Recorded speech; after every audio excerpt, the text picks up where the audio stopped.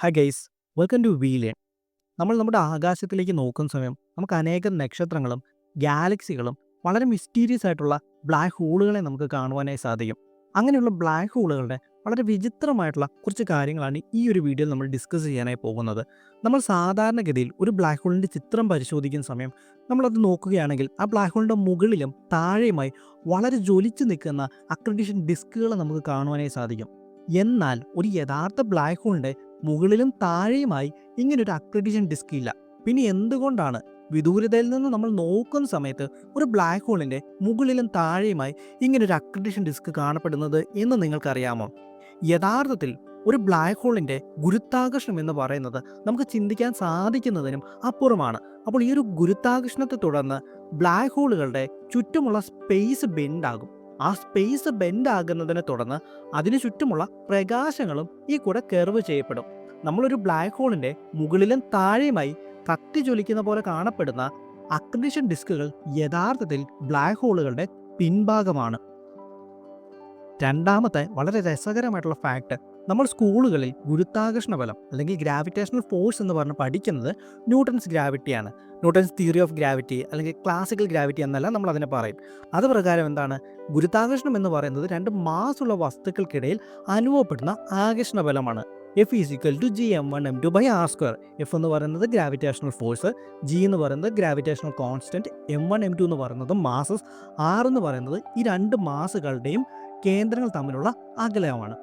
അപ്പോൾ ഇത് പ്രകാരം രണ്ട് മാസ്സുള്ള വസ്തുക്കൾക്കിടയിൽ അനുഭവപ്പെടുന്ന ഫോഴ്സ്, ആ കാര്യം നോട്ട് ചെയ്യുക, ഫോഴ്സാണ് ന്യൂട്ടൺസ് തിയറി ഓഫ് ഗ്രാവിറ്റി പ്രകാരം ഗുരുത്വാകർഷണം എന്ന് പറയുന്നത്.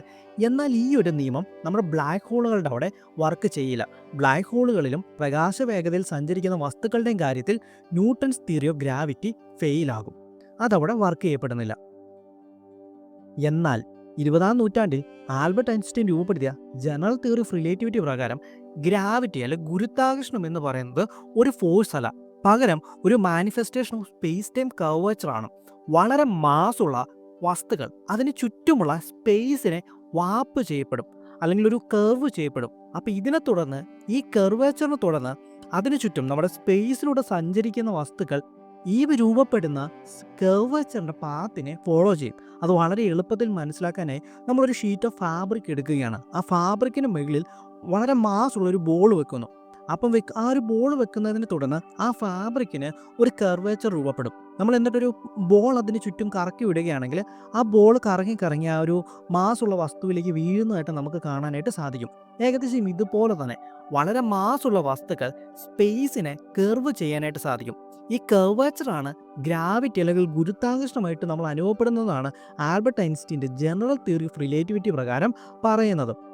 നമുക്ക് ബ്ലാക്ക് ഹോളുകളുടെ അടുത്തേക്ക് നമുക്ക് പോകുന്ന സമയത്ത് അല്ലെങ്കിൽ പ്രകാശ വേഗതയിൽ സഞ്ചരിക്കുന്ന സമയത്ത് ന്യൂട്ടൻ്റെ ലോ പരാജയപ്പെടുത്തുന്ന നമുക്ക് ആൽബർട്ട് ഐൻസ്റ്റീൻ്റെ ജനറൽ തിയറി ഓഫ് റിലേറ്റിവിറ്റി അവിടെ പരാജയപ്പെടാതെ വർക്ക് ചെയ്യുകയും ചെയ്യും.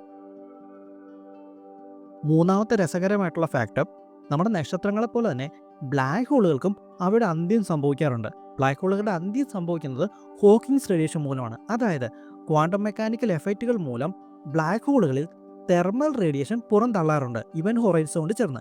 അതായത് ഒരു particle antiparticle pair create ചെയ്യപ്പെടുകയും അതിൽ ഒരു പെയർ ബ്ലാക്ക് ഹോളിലേക്ക് പതിക്കുകയും മറ്റേ പെയർ ഹോക്കിങ്സ് റേഡിയേഷനായി സ്പേസിലേക്ക് പുറന്തള്ളപ്പെടുകയും ചെയ്യും. നമുക്ക് വേണമെങ്കിൽ ഏതൊരു മാസ്സുള്ള വസ്തുവിനെയും ഷോർട്ട്സൈൽഡ് ഇക്വേഷൻ ഉപയോഗിച്ചുകൊണ്ട് ഒരു ബ്ലാക്ക് ഹോളായിട്ട് രൂപം മാറ്റുവാനായിട്ട് സാധിക്കും. പക്ഷേ നിങ്ങൾ ചിന്തിച്ചിട്ടുണ്ടോ എന്തുകൊണ്ട് സൂര്യനെക്കാളും 3 മടങ്ങ് മാസ്സുള്ള ന്യൂട്രോൺ നക്ഷത്രങ്ങൾ മാത്രമാണ് ബ്ലാക്ക് ഹോളുകളായിട്ട് രൂപം മാറാറുള്ളതെന്ന്? അതിൻ്റെ കാരണം, ഇപ്പോൾ വളരെ മാസ് കുറഞ്ഞ വസ്തുക്കൾ കൊണ്ട് നമ്മളൊരു ബ്ലാക്ക് ഹോൾ നിർമ്മിക്കുകയാണെന്ന് വിചാരിക്കുക. വളരെ നിമിഷ നേരങ്ങൾ കൊണ്ട് തന്നെ ഹോക്കിങ്സ് റേഡിയേഷൻ കാരണം ആ ബ്ലാക്ക് ഹോൾ ഇവാപ്പറേറ്റ് ചെയ്ത് ഇല്ലാണ്ടായി പോകും. അതുകൊണ്ട് തന്നെ അത് നിലനിൽക്കില്ല. അപ്പോൾ അതുകൊണ്ടാണ് സൂര്യനെക്കാളും 3 മടങ്ങ് മാസ്സുള്ള നക്ഷത്രങ്ങൾ മാത്രം ബ്ലാക്ക് ഹോളുകളായിട്ട് പര്യവസാനിക്കുന്നത്. തിയററ്റിക്കലി നമുക്ക് ഷോർട്ട്സൈൽഡ് റേഡിയസ് ഉപയോഗിച്ചുകൊണ്ട് ഏതൊരു വസ്തുവിനെയും ബ്ലാക്ക് ഹോളുകളായിട്ട് മാറ്റാം. പക്ഷെ അത് നിലനിൽക്കുമോ എന്നുള്ളൊരു ചോദ്യമാണ് അവിടെ പ്രധാനമായിട്ട് വരുന്നത്. അത് നിലനിൽക്കില്ല. ഹോക്കിങ്സ് റേഡിയേഷൻ മൂലം അത് നിമിഷ നേരങ്ങൾ കൊണ്ട് തന്നെ അത് ഇവാപ്പറേറ്റായി ഇല്ലാണ്ടായി പോകും. നമ്മുടെ വീഡിയോ കൺക്ലൂഡ് ചെയ്യുന്നതിന് മുമ്പ് നമ്മുടെ വളരെ ചെറിയൊരു ചാനലാണ്. നിങ്ങളുടെയൊക്കെ സപ്പോർട്ട് ഉണ്ടെങ്കിൽ മാത്രമേ നമുക്ക് മുന്നോട്ട് പോകാനായിട്ട് സാധിക്കുകയുള്ളൂ. വീഡിയോയിൽ എന്തെങ്കിലും പോരായ്മകളുണ്ടെങ്കിൽ നിങ്ങളത് ഡെഫിനറ്റ്ലി അത് പറയുക. നിങ്ങളത് പറയുന്ന സമയത്ത് മാത്രമേ എന്തെങ്കിലും വരുന്ന തെറ്റുകൾ നമുക്കത് കറക്റ്റ് ചെയ്യാനായിട്ട് സാധിക്കുകയുള്ളൂ. അത് നിങ്ങൾ യാതൊരു ഹെസിറ്റേഷനും കാണിക്കാതെ തന്നെ വീഡിയോയിൽ എന്തെങ്കിലുമൊക്കെ പോരായ്മകളുണ്ടെങ്കിൽ നിങ്ങളത് ഡെഫിനറ്റ്ലി എൻ്റെ അടുത്ത് പറയുക. അപ്പോൾ ഓക്കെ, ഞാൻ വീഡിയോ കൺക്ലൂഡ് ചെയ്യുവാണ്.